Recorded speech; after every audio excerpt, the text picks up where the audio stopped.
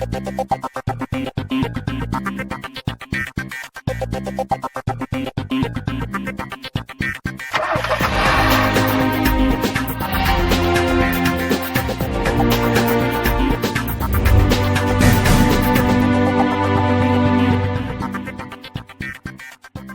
am Siddharth Vinayak Partnkar, and with me today is a very special guest all the way from the UK. I am being joined by Julian Thomson, who is design director at Jaguar.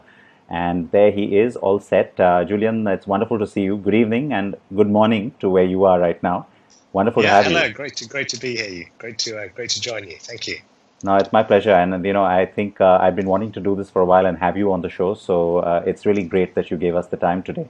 And we're very happy to see you. Good. All right, so I'm going to jump straight into it, as it were. The current situation, we've talked about it sort of ad nauseum now, and I know everybody has an opinion on where things are going or how things are going to open up. But that notwithstanding, I think let's just talk about what it's been like for you. I mean, personally, and both professionally and personally, what has this period been like? What has it taught you? What has it, maybe allowed you to discover? Yeah, it's a big question there. I guess going back about a few months, I took over from my previous design director, Ian Callum. Yes. Last July. It's coming up to nearly a year now. We moved into a new studio, which you saw, and we were starting to build up a real burst of energy looking at Jaguar. I think following Ian's departure, it wasn't necessarily that we wanted to do everything differently, but it was a chance for us really to have a fresh look at the Jaguar brand and its design language. And we had a fantastic new facility. We believe it's one of the best studios in the UK, or in the world, in fact. And so a lot of excitement, a lot of pent-up energy, and really, if I go back to sort of January, February, a lot of excitement, a lot of enthusiasm. The place was really starting to come alive. Then suddenly this terrible pandemic hits us, and we have to leave an area which should really become our second home, an area we are really fond of. And, you get very attached to your design proposals, your design models, and the team working with them. Suddenly that all had to disappear. And we had to retreat back to our homes and carry on. And we've been managing to carry on fairly well, really, at home. Technology-wise, we've been meeting up regularly, seeing people. All the design software we use, be it 2D or 3D, we can still continue to review. We still review CAD data online, 3D data. We review clay models from our studio in China online, so we can do most things. I'm surprised myself. I'm not a guy who likes to spend all day going to his computer, but I surprise myself how effective we can be. But having said all of that, good design is about collaboration. It's about closeness. It's about those friendships and those working arrangements you have with people. And you can still do those on Skype or whatever like that, but it's not really the same. And so, I do miss the studio, and I'm aching to get back to it. In terms of what we've learnt, I think we've been forced to step back from our everyday work. Whichever way you look at it, you've been forced to just stop, take stock, and that can be quite a refreshing thing as well. When you're doing a vehicle like a Jaguar, you wanted to make it look like something that's very spontaneous and very artistic, something that's been, created by a genius in a few pen strokes. That's what you want, that burst of energy. You want that human touch, that bit of humanity, that love and craftsmanship that goes into its creation. You want to make it look like it's done by one person in a morning, and so the key to it, we have 300 people in design, and they all work very hard over probably a 3-year period to release a car design. But you want to make it look like it's done by one person in a couple of hours. You want that, that emotional connection with that product. Even some of the concept cars that you did, that's when I guess, the CX-75, for example, it's one car where you really sort of saw that come to life the first time. Talk us through that. I mean, some of the specific cars that maybe you worked on as well over this last, decade or so, where we've seen really stellar, good-looking, very popular products coming from Jaguar.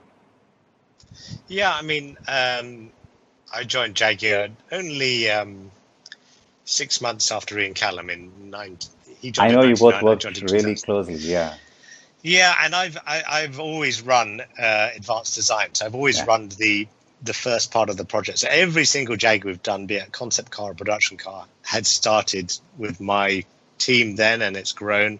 And over the years, I've sort of grown my level of responsibility up to sort of taking over. So it's been a very organic process.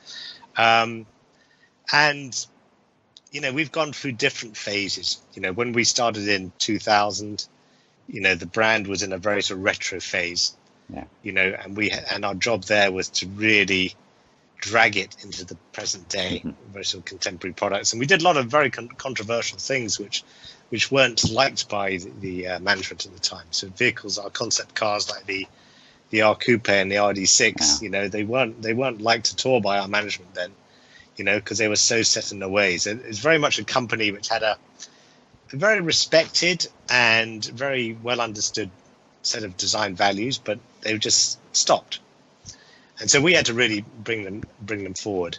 Over the years, we've introduced various cars: the first 6K, the XXF, the XJ, and we've transitioned to a more modern contemporary brand, while still trying to keep hold of all the special features of a Jaguar. And then the concept cars, the concept cars are always something for us to really have a bit of fun with, really extend, almost like turn the dial up to 11 to do something very, very special. They have a more realistic function as well, in that they do push both the design teams, but also the management within the company, but also the public to really stretch their thought about what our brand could become. And the CX-75 you mentioned, that was done as an anniversary car for 75 years of Jaguar. And we wanted to create something which is really a car which really was about the best a Jaguar could possibly be.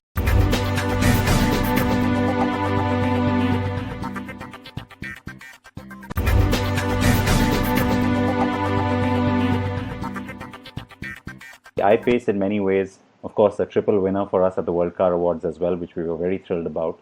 And it also won for design. I mean, a lot of people saw it as Yeah, this progressive, modern electric vehicle, but at the same time, yeah, the fact that it's almost not just clutter breaking, but mold breaking design in many ways is yeah. also something that was recognized by the international jury. What was that moment like for you and as a team? Because it was obviously a big historic thing that happened, and the fact that it was the I-Pace, what does that mean to you? Yeah, I mean, it's a car which almost slipped under the radar, for us in terms of development terms. It was a project which sort of grew in the background, and it was always a little bit of an outlier. And sometimes you need those vehicles. You need those vehicles which are, take a few risks, try to move the game on, that. It's very difficult to do in this modern world when there's so much at stake in terms of financial investment in these vehicles. To actually take that sort of risk is difficult. It's difficult to actually, change something so radically. But, that's very much what we did with that car, and it was so exciting to do something like that, to really pull the covers off something which was totally unexpected. If you think at the same time, we knew that Mercedes was doing their electric car and Audi was doing Yeah, the first e-tron. Both those cars were very, very conservative in terms of what they did. They both used very, very conventional layouts with long bonnets, and they were just adaptations of cars. And here was Jaguar coming along before those guys, getting their car onto the market first, with a much, much more ambitious solution. So that felt really, really good, to see that we'd really gone out there and we delivered what we said we would. So that was a fantastic feeling, and the car still looks really fresh now. yeah, oh yeah. So we're very, very pleased with that car and how it's actually rewritten. And Jaguars have always been honest to their engineering. They haven't tried to hide what's underneath them. So that's the fact we used the new powertrain, all the different packaging restraints were sort of, some of them were gone, other ones were introduced, but we had a fresh eye and everything like that. Every designer wants to do that.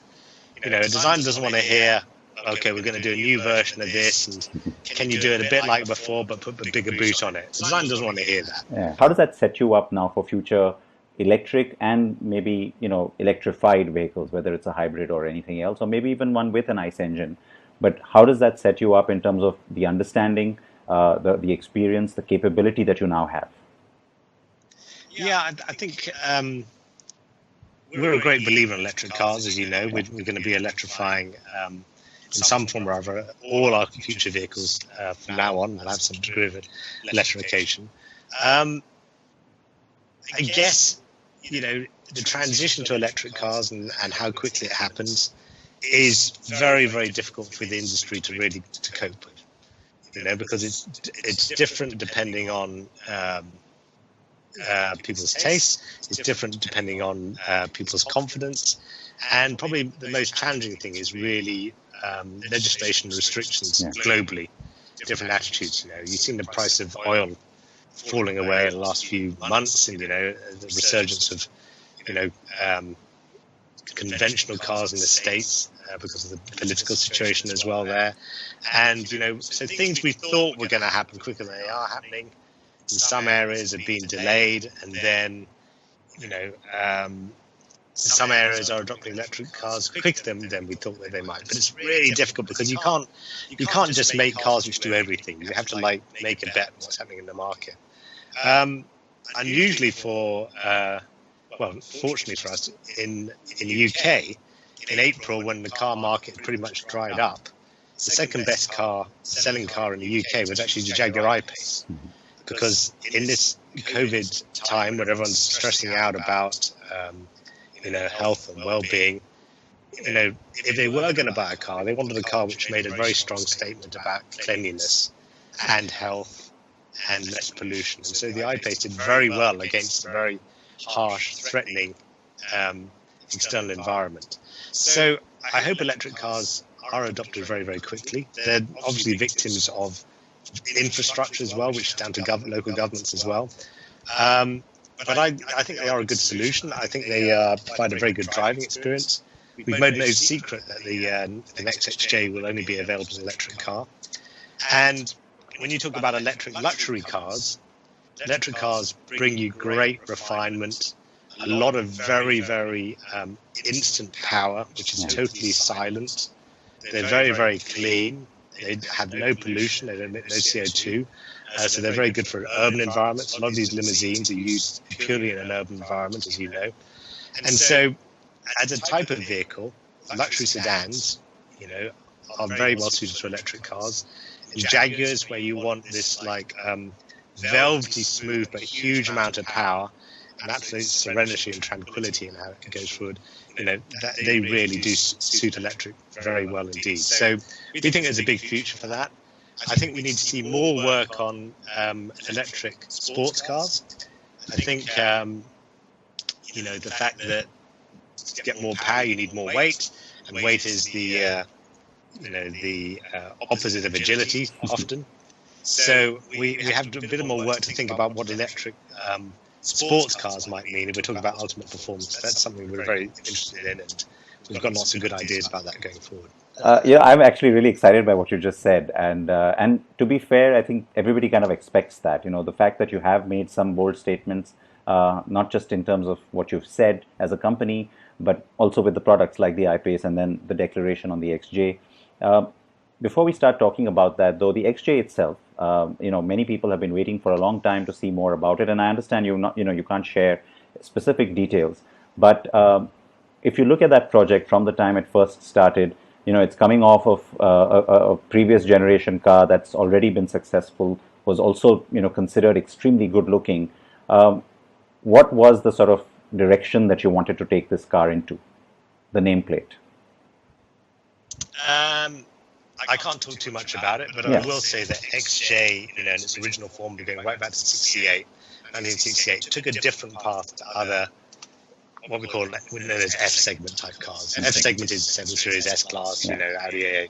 It took a different path to luxury cars at the time, something which was much more personal, so much more about a driving experience, and more of a tasteful, intellectual spin on luxury.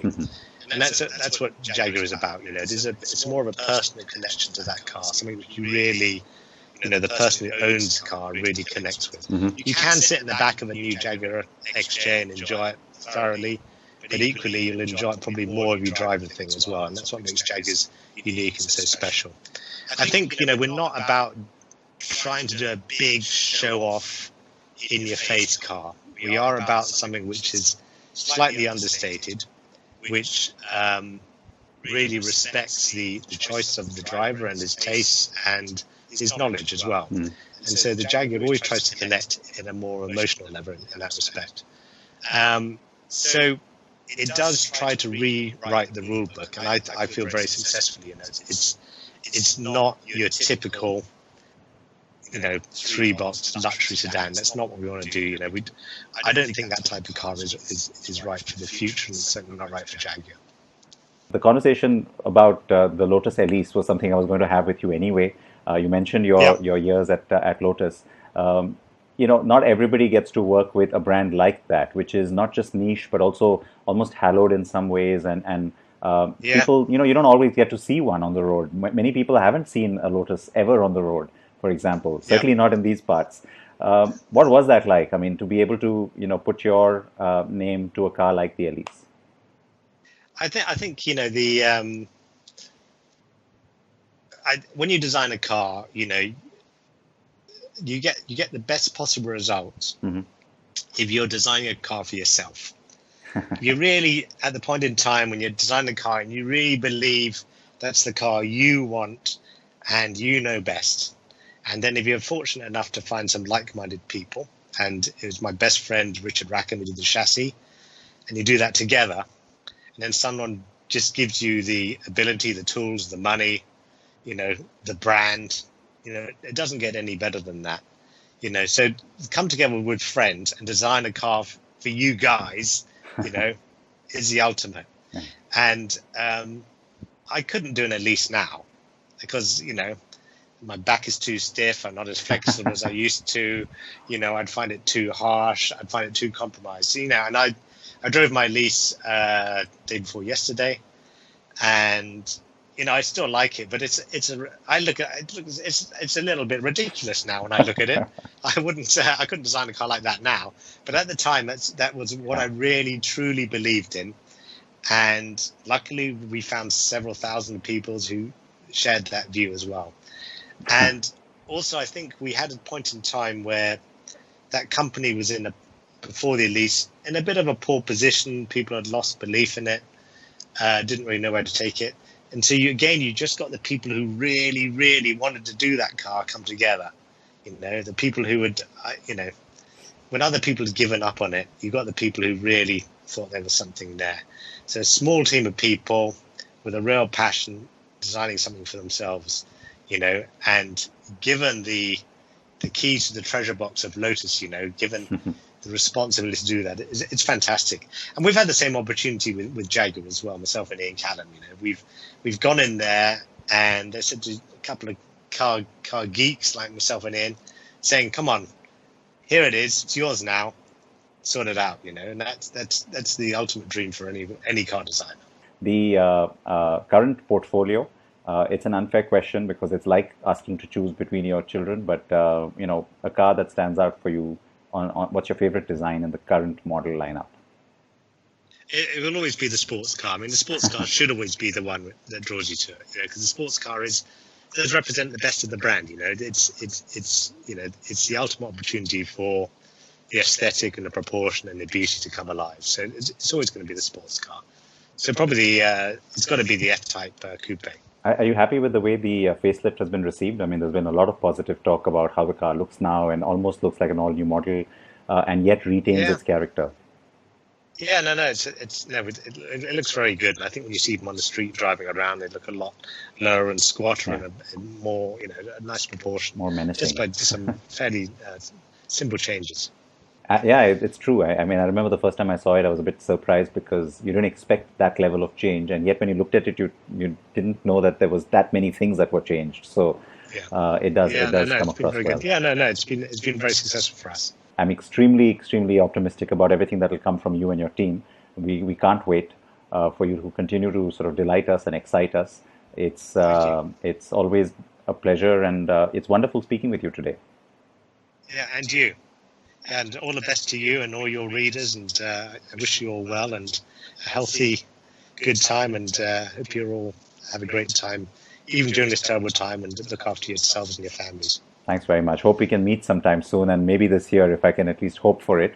In Yeah, case things open up again. But please stay safe. Best wishes to yeah, you and the family. yeah. Thank you very much. Great talking to you. Likewise. Thanks so much, Julian. Appreciate your time today. Thank you. Thank you. Julian Thomson is the design director at Jaguar Cars, and we have had the most fascinating conversation, not just about the cars themselves, but also what they represent. We've spoken also about the importance of how design is not just about how things look, but about how that actually fits into the entire product and the very ethos of what that product is supposed to represent.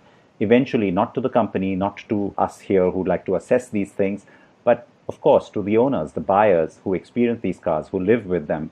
Jaguar, in many ways, has always exemplified that, and we're very excited to hear that there are so many things that you can now look forward to when we talk about future Jaguars. They're not just going to be innovative, they're not just going to be possibly electric, but they're also definitely going to be extremely good looking. That's a guarantee we got from Julian. Thank you all so much for watching. It's always a pleasure to have you, and please keep your feedback coming. And we will continue to, of course, bring you more exciting conversations right here